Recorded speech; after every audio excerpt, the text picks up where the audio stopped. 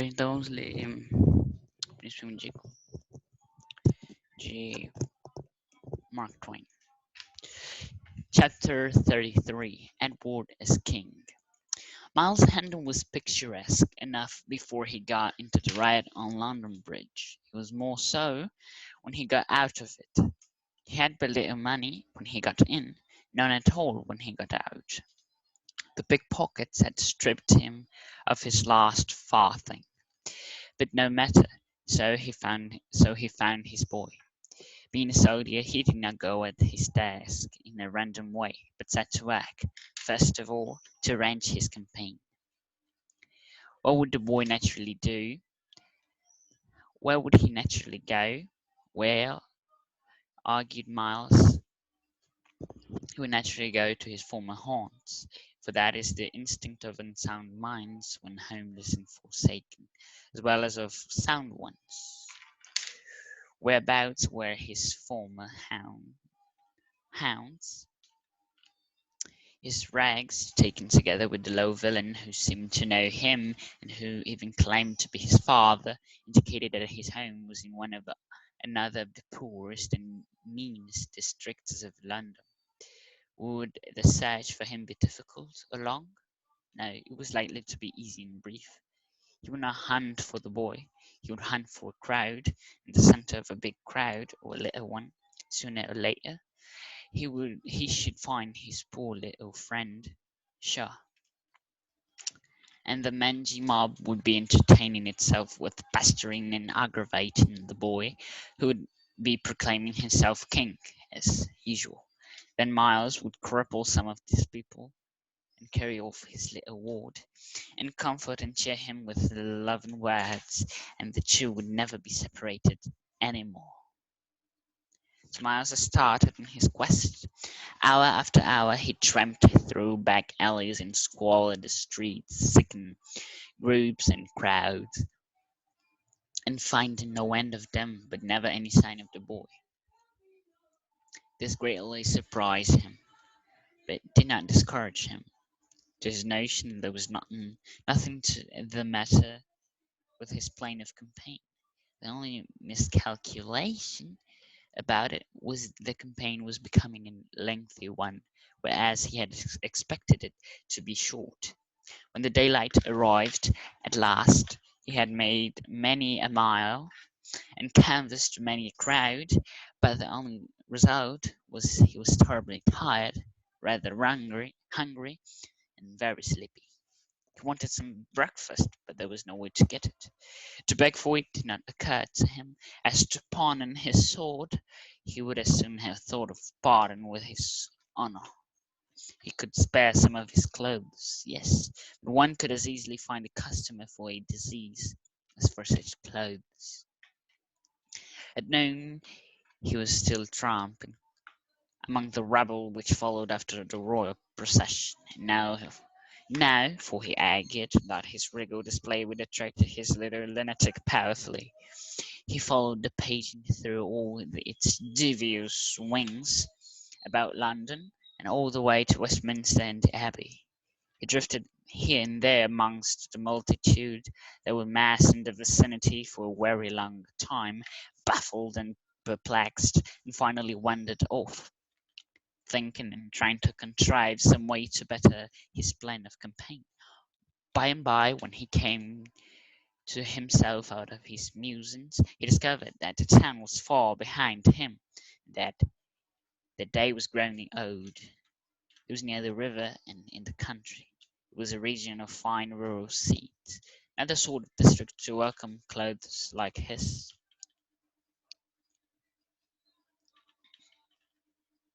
It was not all it was not at all cold, so he stretched himself on the ground in lee of a hedge to rest and think. Drowsiness presently began to settle upon his senses. The faint and far-off boom of cannon was wafted to his ears, and he said to himself, "The new king is crowned," and straightway fell asleep. He had not slept or rested before for more than 30 hours. He did not wake again until near the middle of the next morning. He got up, lame, stiff, and half famished, washed himself in the river, stayed his stomach with a pint or two of water, and trudged off toward Westminster, grumbling at himself for having wasted so much time. Anger helped him to a new plan. Now he would try to get speech with old Sir Humphrey Marlowe and borrow a few marks, and there was enough of a plan for the present. It would be time enough to enlarge it when its first stage should be accomplished. Toward 11 o'clock he approached the place. Although a host of showy people were about him, moving in the same direction, he was not inconspicuous. His costume took care of that. He watched these people's faces narrowly, hoping to find a charitable one whose possessor might be willing to carry his name to the old lieutenant. As to trying to get into the palace himself, that was simply out of question. Presently a whipping boy passed him, then wheeled about and scanned his figure well, saying to himself, "And that is not a very vagabond his Majesty is in such a worry about, and I am an ass, though belike I was that before. He answereth the description to a rag, that God should make Jews shed such would be to cheapen miracles by wasteful repetition. I would I could contrive an excuse to speak with him." Miles Hendon saved him the trouble, for he turned about then, as a man generally will when somebody mesmerizes him by gazing hard at him from behind, and observing a strong interest in the boy's eyes, he stepped toward him and said, "You have just come out from the palace. Do you belong there?" "Yes, your worship." Know you Sir Humphrey Marlowe?" The boy started and said to himself, "Lord, mine old departed father." Then he answered aloud, "Right well, your worship." "Good. Is he within?" "Yes," said the boy, and added to himself, "within his grave." "But I crave your favour to carry my name to him, and say I beg to say a word in his ear." "I will dispatch the business right willingly, fair sir." "Then say Miles Hendon, son of Sir Richard, is here without. I shall be greatly bounden to you, my good lad." The boy looked disappointed. The king did not name him so. He said to himself, "But he mattereth not. This is his twin brother, and can give his majesty news of t'other odds and ends, I warrant." So he said to Miles, "Step in there a moment, good sir, and wait till I bring you word." Hendon retired to the place indicated. It was a recess sunk in the palace wall, with a stone bench in it, a shelter for sentinels in bad weather. He had hardly seated himself when some halberdiers in charge of an officer passed by. The officer saw him, halted his men, and commanded Hendon to come forth. He obeyed and was promptly arrested as a suspicious character prowling within the precincts of the palace. Things began to look ugly. Poor Miles was going to explain, but the officer roughly silenced him and ordered his men to disarm him and search him.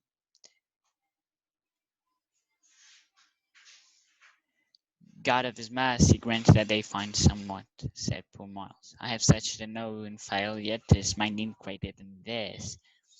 Nothing was found but a document. The officer tore it open, and Hendon smiled when he recognized the pot hooks made by his lost friend that black day at Hendon Hall. The officer's face grew dark as he read the English paragraph, and Miles blanched of the opposite colour as he listened. "Another new claimant of the crown!" cried the officer. "Verily they breed like rabbits to-day. Seize the rascal, man, and see ye keep him fast, whilst I convey this precious paper within and send it to the king." He hurried away, leaving the prisoner in the grip of the halberdiers.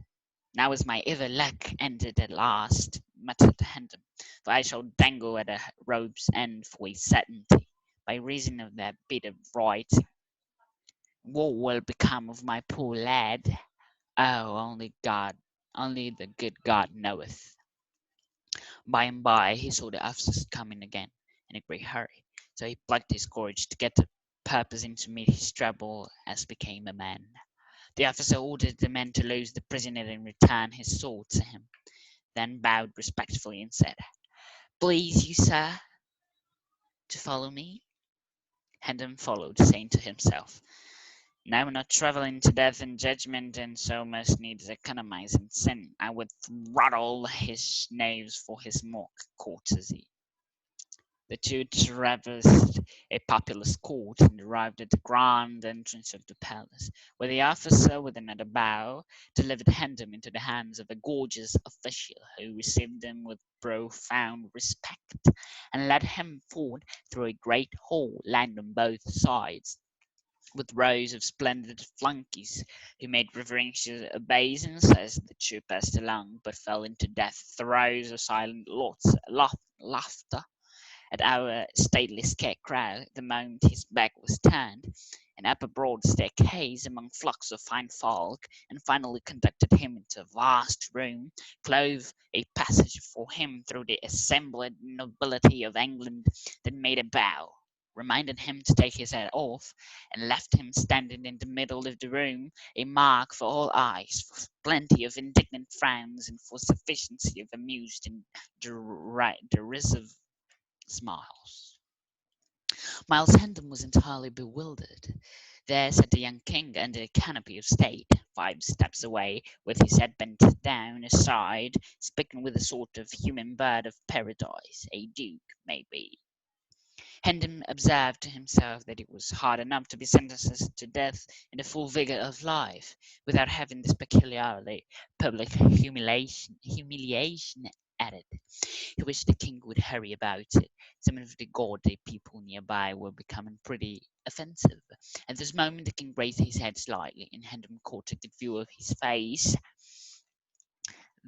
The sight nearly took his breath away. He stood gazing at the fiery face like one transfixed, then presently ejaculated, "Lo, the lord of the kingdom of dreams and shadows on his throne!" He muttered some broken sentences, still gazing and marvelling, then turned his eye around and about, scanning the gorgeous throng and splendid saloon, murmuring, "But these are real. Verily, these are real. Surely it is not a dream." He stared at the king again, and thought, "Is it a dream, or is it the veritable sovereign of England, and not the friendless poor Tom O'Badlin I took him for? Who shall solve me this riddle?" A sudden idea flashed in his eyes, and he strode to the wall, gathered up a chair, brought it back, planted it on the floor, and sat down on it.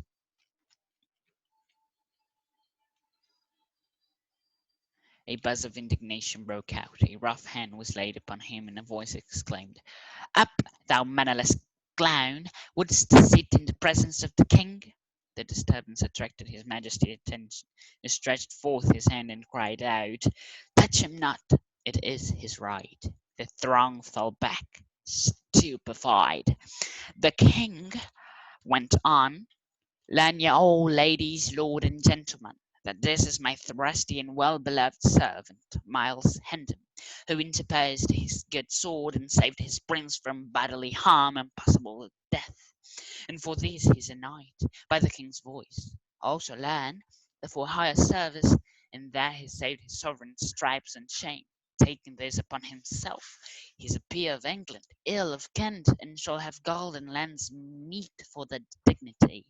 More, the privilege which he hath just exercised in his by royal grant, for we have ordained that the chiefs of his line shall have and hold the right to sit in the presence of the majesty of England henceforth, age after age, so long as the crown shall endure.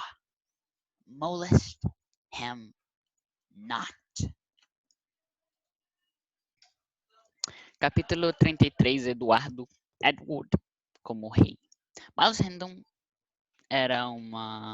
estava pitoresco o suficiente antes que ele entrasse na briga em London Bridge, na ponte de Londres, e ele estava mais quando ele saiu. Ele tinha um pouco dinheiro quando ele entrou, nenhum quando ele saiu. Os ladrões de bolso tiraram tudo da sua miséria. Ou seja, que ele tinha pouco e tiraram. Mas não importa, desde que ele encontrasse o garoto. Sendo um soldado, ele não foi a sua tarefa como numa forma random. Uma forma. Caramba. Numa forma ao acaso. Mas se pôs ao trabalho, primeiro de tudo, para arranjar sua campanha. O que o garoto naturalmente faria? Bom, onde ele naturalmente iria? Bem, argumentou Miles, ele iria naturalmente aos seus haunts, suas assombrações antigas, porque é o instintos de mentes não profundas, quando sem casa e esquecidas, e também de mentes profundas. Onde ficavam suas antigas assombrações, seus trapos tomados junto com o baixo vilão, que parecia saber ele e até clamava ser o seu pai, indicava que a sua casa estava num dos lugares mais pobres e mais malvados, um dos distritos mais pobres e malvados de Londres. Seria a busca difícil e longa? Não. Parece mais que seria uma busca breve e fácil. Ele não buscaria o boy. Ele não buscaria o menino. Ele buscaria por uma multidão, no centro de uma grande multidão ou pequena. Mais cedo ou mais tarde, ele encontraria o pequeno. Ele encontraria o seu pobre pequeno amigo. Seguramente. Ele seguramente encontraria o seu pequeno pobre amigo. A multidão sarnenta estaria se entretendo com agravar e incomodar o garoto, e ele iria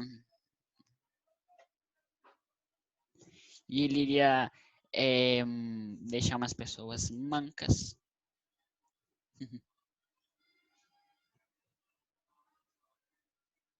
Não, os quais estariam proclamando ele mesmo, qual estaria se proclamando rei, como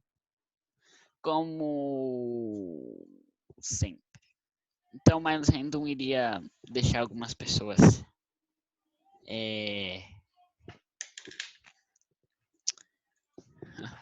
cripple, alijadas, e tirar o seu pequeno garoto e confortá-lo e alegrá-lo com palavras de amor, e os dois nunca mais se separariam. Então Miles começou sua busca. Hora depois de hora, ele andava por ruas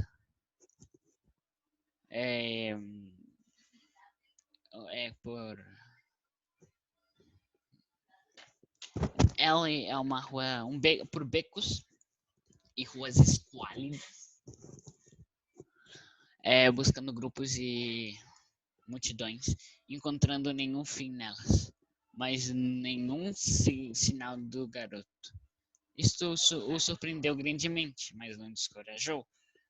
Para sua noção, não era um problema no seu plano de campanha, só um cálculo errado sobre como a campanha seria, que estava se tornando uma grande, quando ele pensava, uma longa, quando ele pensava que seria uma curta.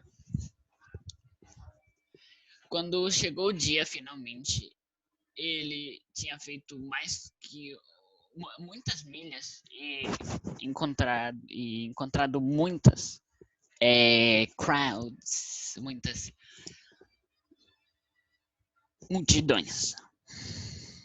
Muitas multidões. Mas o único resultado foi que ele estava toleravelmente cansado, algo faminto e muito sonolento. Ele queria café da manhã, mas não tinha uma forma de ganhar. Pedir não ocorreu a ele. Empenhar sua espada, em breve tempo ele pensava em partir com sua honra. Ele poderia guardar algumas roupas. Sim, mas uma pessoa poderia facilmente encontrar um comprador. Sim, mas pode encontrar um comprador para uma doença tão fácil quanto para essas roupas. Não. À tarde ele estava ainda andando entre as multidões que seguiam a procissão real. Agora, ele argumentou que essa roupa real atrairia o seu pequeno lunático poderosamente. Ele seguiu a procissão através de todas os seus atalhos tortos em Londres e todo o caminho até Westminster e a abadia. Ele andou para cá e para lá entre a multidão. O que estava em massa na vicinidade ali no redor por um longo tempo.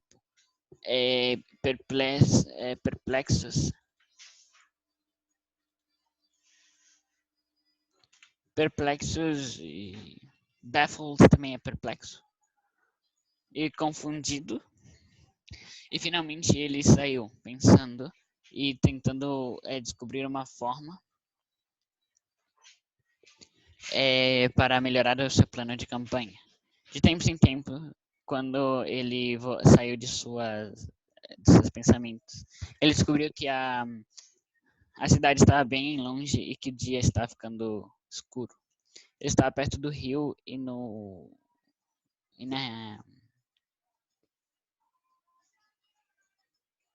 região na região rural ali, nos pastos. Era uma região de rural fina. Não o tipo de distrito que daria bem-vindas a roupas como essas. Era uma região de belos lugares rurais. Fine rural seats. Belos lugares ou finos lugares reais. Né?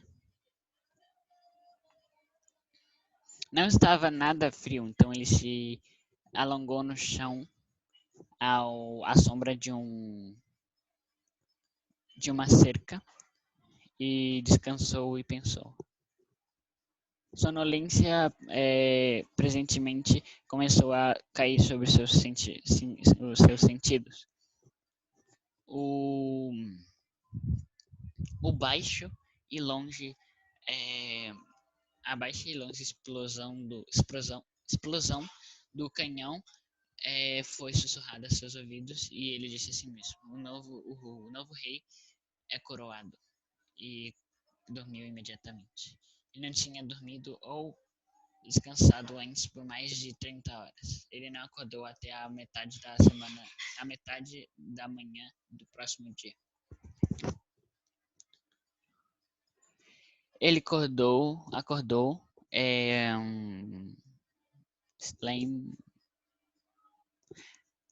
preguiçoso, duro e meio morto de fome. Se lavou no rio e encheu seu estômago com uma ou duas pintas de água e andou até Westminster, falando murmurando consigo mesmo por ter perdido tanto tempo. A fome ajudou ele a fazer um novo plano. Agora, ele iria tentar falar com o velho senhor Humphrey Marlowe e emprestar algumas marcas, mas isso era um plano suficiente para o presente. Tomaria tempo para alongá-lo e quando esse primeiro estágio fosse cumprido. Perto das 11 em ponto, ele chegou no palácio e mesmo que tinha um monte de pessoas um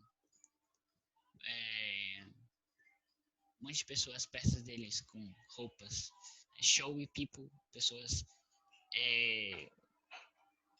se mostrando, né? Vistosas, chamativas, pomposas, se movendo na mesma direção. Ele não estava inconspícuo. A sua roupa tomou conta disso. Ele via as faces dessas pessoas finas, buscando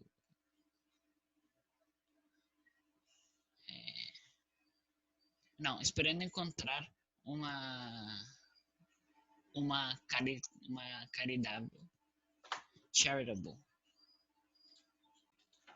De novo, ele olhou as faces dessas pessoas de perto, esperando encontrar um rosto caridoso, o qual o possessor estivesse querendo levar o seu nome ao velho tenente, tentando um lugar mas no quanto a tentar entrar no palácio ele mesmo, isso estava simplesmente fora de questão. Presently, no momento, nosso garoto de chicote passou por ele. Então ele se girou e escaneou sua figura bem, dizendo a si mesmo: and that is not the bird. E esse não é o próprio vagabundo, Sua Majestade, em tal preocupação. Então eu sou um ass. Eu sou um total idiota. Mesmo que eu o fosse anteriormente. Ele answer. Ele respondeu a descrição a um garoto com rag, com trapos. Que Deus, de vez de fazer os dois tal que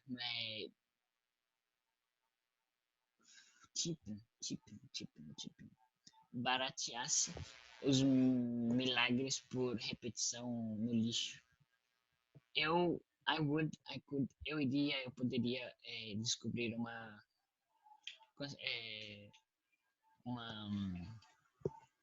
desculpa para falar com ele. Mas Random o salvou desse problema, porque ele se girou, então, como o homem geralmente faz quando alguém olha para ele forte desde as costas, e observando um grande interesse nos olhos do garoto, ele deu um passo para frente e disse: Você acabou de sair do palácio, você pertence lá? Sim, Vossa Majestade. Você conhece o Sr. Humphrey Marlowe? O garoto disse a si mesmo: Senhor, o meu velho pai que foi. Então ele disse alto: Sim, sim, bem, Vossa Majestade. Ele está lá? Sim, disse o garoto. Então disse para si mesmo, dentro do seu caixão: Bom, eu devo pedir-lhe o favor de carregar o meu nome e dizer que eu peço para dizer uma palavra no seu ouvido. Eu vou despachar o negócio agora mesmo e com prazer, querendo. Bom senhor. Diga que eu sou Miles Hendon, filho de Sir Richard. E aqui tá sem. Eu devo estar bem, muito agarrado a você, meu bom garoto. Ou seja, greatly bound. Seria mesmo que. Ou seja, eu tô te devendo. Eu tô te devendo muito. Beleza. O garoto pareceu desapontado. O rei não me ouve. Ele disse a si mesmo, mas não importa. Esse não é um irmão. É, not his twin brother. O seu irmão gêmeo. E pode dar a sua majestade as novas do outro senhor, odds and ends. Eu garanto. Então disse a Miles, vá lá um momento, bom senhor, e aguarde até que eu busque a sua. Até que eu traga a sua palavra.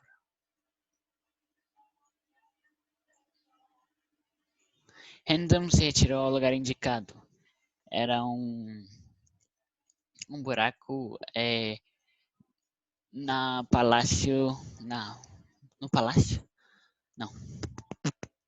Na parede do palácio com um banco de pedra ali. Um abrigo para os sentinelas num tempo ruim. Ele quase. Ele tinha acabado de sentar quando alguns soldados com um homem com uma alabarda. Alabarda. Então é isso daqui. Um lado é um martelo, outro lado é um machado e um lado eu aponto uma como que chama? Uma lança. Uma alabarda. Beleza? O oficial passou com seus homens. Alguns alabardeiros sob o cargo de um oficial. O oficial viu para os seus homens e mandou Randolph vir. Ele obedeceu e foi rapidamente preso por ser um character, uma pessoa suspeita andando nos precintos do palácio. As coisas começaram a ficar ruins. O pobre Miles ia explicar, mas o oficial silenciou duramente e ordenou que seus homens o desarmassem e o buscassem. Deus de sua misericórdia garanta que eles encontrem alguma coisa, disse o pobre Miles. Eu busquei muito e falhei. Ainda a minha necessidade é maior que a deles. Nada foi encontrado, mais um documento. O oficial abriu e o Random sorriu e quando ele reconheceu os rabiscos feitos pelo seu amigo, pelo seu pequeno perdido amigo, naquele negro dia em Random Hall. A cara do oficial ficou preta enquanto ele lia o parágrafo em inglês. E Miles foi tomado pela cor oposta enquanto ele escutava. Outro novo clamante da coroa, gritou o oficial. Verdadeiramente eles se reproduzem como rabbits, como coelhos hoje. Segurem o rascal, o patife, enquanto eu vou lá mandar esse precioso papel para o rei. Ele acelerou, deixando o prisioneiro guardado pelos alabardeiros. Não, a minha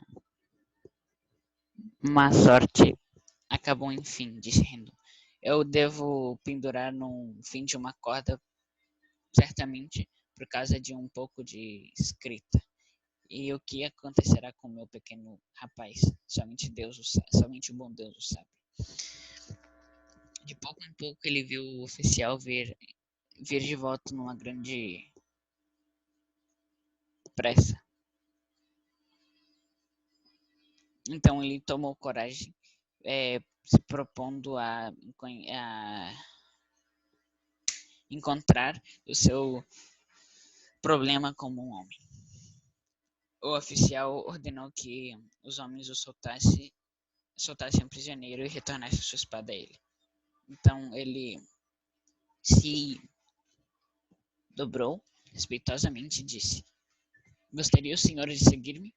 Então Rendon seguiu, dizendo a si mesma: se eu não estivesse viajando para a morte e o julgamento, eu deveria economizar em pecado.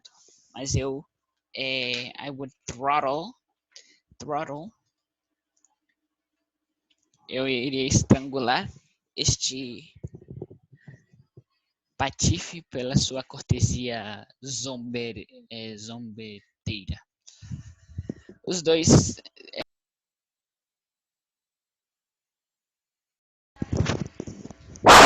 Os dois atravessaram uma, uma corte populosa. Chegaram na grande entrada do palácio, onde o oficial com outra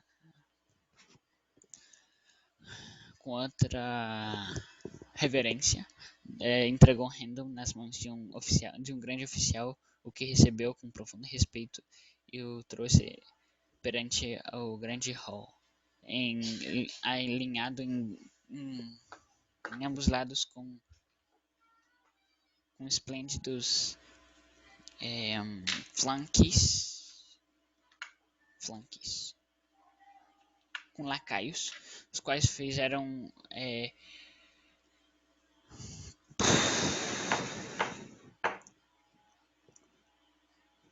respeituosas reverências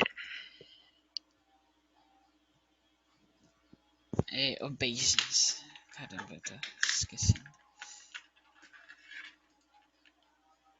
Reverências como os dois passavam, mas caíram em uma risada silenciosa enquanto o nosso fantasma, nosso espantalho, no momento quando eles davam as costas. E subiram uma grande escadaria entre rebanhos de pessoas finas e finalmente conduzido a numa vasta sala.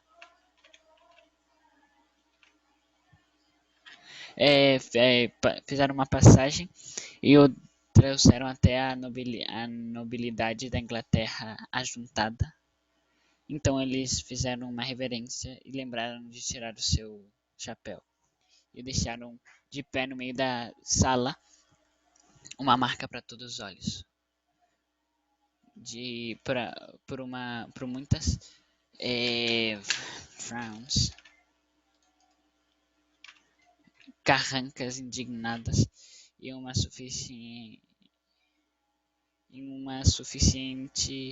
e por suficientes risadas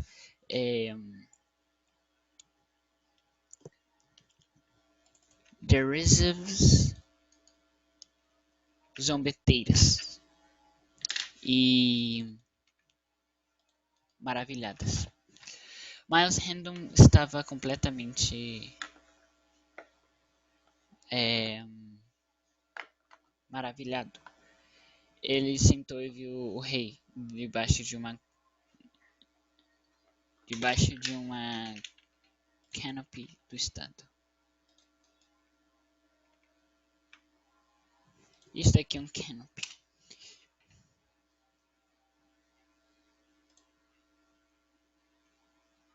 Uma tenda. Nas camas lá dos reis, ó, isso aqui, ó. Canopy.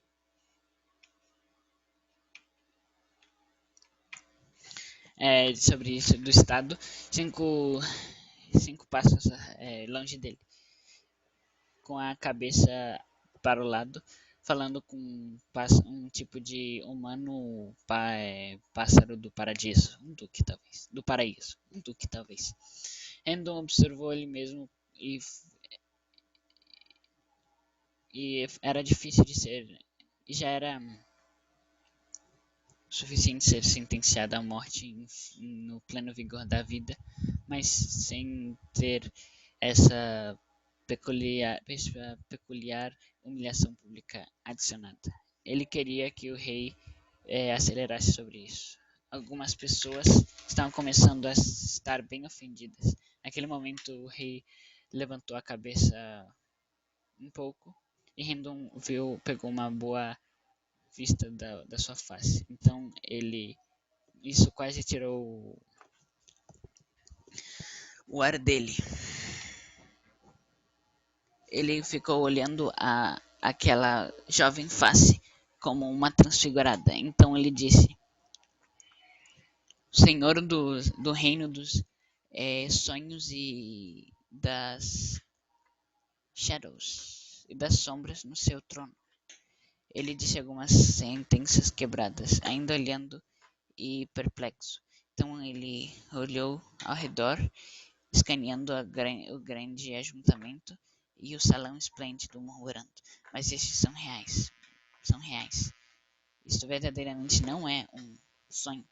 Ele olhou ao rei de novo. Então disse: É um sonho ou é o verdadeiro soberano da Inglaterra e não o pobre Tom ou Bedlam que eu tomei ser? Quem me resolverá esta pergunta? Uma ideia surgiu na cabeça dele, nos seus olhos, e ele correu até a parede, pegou uma cadeira, plantou-a no chão e sentou nela. Um barulho de indignação quebrou e uma mão grossa foi posta sobre ele e exclamou: De pé, seu palhaço sem maneiras! Sentaria você na presença do rei? O barulho atraiu a atenção da sua majestade, o qual se alongou para frente, alongou o que stretched. Isso. Alongou sua mão para frente e disse: Não o toque, é o seu direito. O ajuntamento caiu para trás, estupefato. O rei continuou: Saibam todos vocês, senhoras, senhores e cavalheiros. Opa. Este é o meu confiado e muito amado servo, Miles Random, o qual interpôs sua boa espada e salvou seu príncipe de dano ao corpo e possível morte. Por isso ele é um cavaleiro, pela voz do rei. Também saibam, porque pelo seu grande serviço, que salvou seu soberano de chicotes e vergonha, tomando ele sobre ele mesmo, ele é um par da Inglaterra, Duque de Kent, e deve ter ouro e terras tão grandes quanto a sua dignidade. Mas ele tem um privilégio que ele acabou de exercer pelo Grant, pelo assegurado pelo rei, que ele tem ordenado aos chefes da sua linha devem ter esse direito e segurá-lo na presença e segurá-lo, que é que eles podem sentar na presença da majestade da Inglaterra após ano, tanto quanto a coroa deve durar. Não o molesta.